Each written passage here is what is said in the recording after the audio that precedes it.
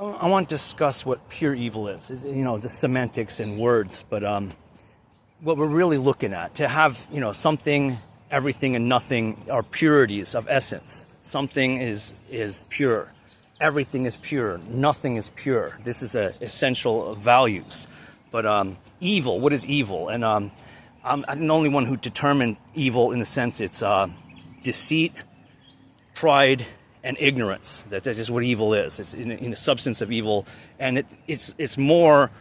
Those are abstractions of value. So there's more to the picture. But I want to talk about pure evil in a term we're using, but not as an absolution, but as a near absolution. And it's a term that we are using very often. There's all kinds of people using it. That's of note. People should understand we're using the term. Now I want to apply it to in a right place of what it is to be applied, because it's being applied and by people who are contradicting themselves and contradicting each other. So what is pure evil?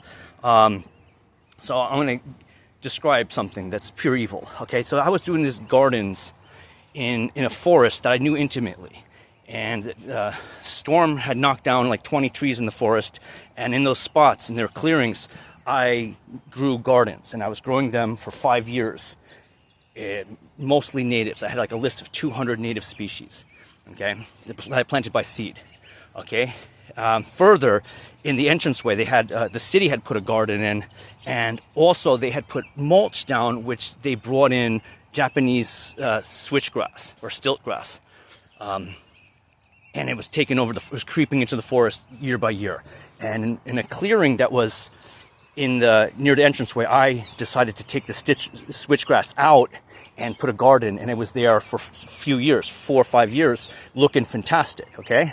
And a garden Karen saw me planting alliums, okay? And it's a type of probably cultivar allium. I forget the name of the type, but it's a really cool, elegant, they grow sideways, like at an angle, and they don't have a circular umbel. They kind of have like a trapezoid-shaped umbel, and they were pink and yellow, and maybe a third color, but they looked cool. Is it a native species? It's alliums. This is not the end of the world, okay? And a Karen was with her husband, and she was asking me, what is it that I'm doing over there? Okay, so needless to say, we know where the story's going. She wound up killing everything in all of my gardens, okay? And this is pure evil. These people they live in a $5 million home, okay? She has this non-profit environmental club that's all lies, okay? It's just lies. They live in a $5 million home. These are purely evil people, okay? If we investigate where do they afford in a modern, state of the world to have a $5 million home? By being evil people. Let's just be clear about it. We already know the story with these people, right? We're talking about pure evil, right? And it's being bandied by all kinds of people as an actual applicable value. So I'm going to describe what it really is. This is the people, because in the entranceway, someone had given me one little hosta plant, and so I planted it in the entranceway. It was just like, just off to the side, not doing anything, looking fine, just by itself. And it was killed, but not only did it get killed, okay, it was there for like 4 years, 3 years, and as a hosta, durable, nothing going to happen to it. But no, something happened to it. So what the Karens did, they came with weed whackers, they came in with blowers, they came in with pesticides, and all of the skunk cabbage that was in the entrance of the garden way, there was like maybe 200 of them. They're not hostas, but these evil people, like, it looks like a hosta, close enough, and they killed them all. They didn't die. You didn't have the skunk cabbage die on their own.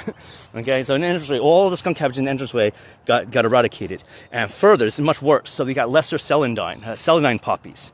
Okay, hundreds of them in the forest. Okay, but to the garden Karens, they think that's like a columbine. Also, there's lots of blue cohosh, a very important foraging plant, native. Lots of blue cohosh as well. Okay, but the Karens, it looks like a columbine.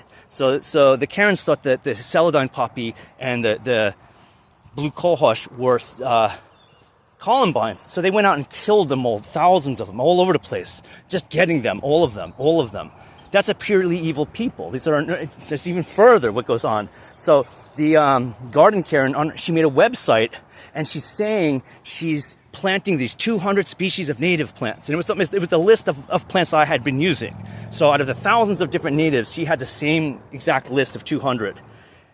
This is purely evil people. Was she planting anything? No. She has no pictures, no evidence. There's nothing there that she ever planted anything. But she's, getting money. She's a tax-free company. She's living in a $5 million home. We're dealing with pure evil. More to say. There's so many stories that this is a real, this is another very important concept of pure evil. Because I said I was tending this garden for 30 years. The trails had ironwood on the trails, and I've manicured the ironwood trees like beautifully so that there's hundreds of them, and I prune them so that they're not obstructing the path, and they're elegantly, smoothly. I was happy. It's when I was 10 years old I used to prune them, and they were there for 30 years, and I'm like, I was happy about it. But the purely evil people, someone took a hatchet and just marred them, just hacked them up on the trail for like a half a mile, just to do. And it's like, that's pure evil. That's what we're dealing with.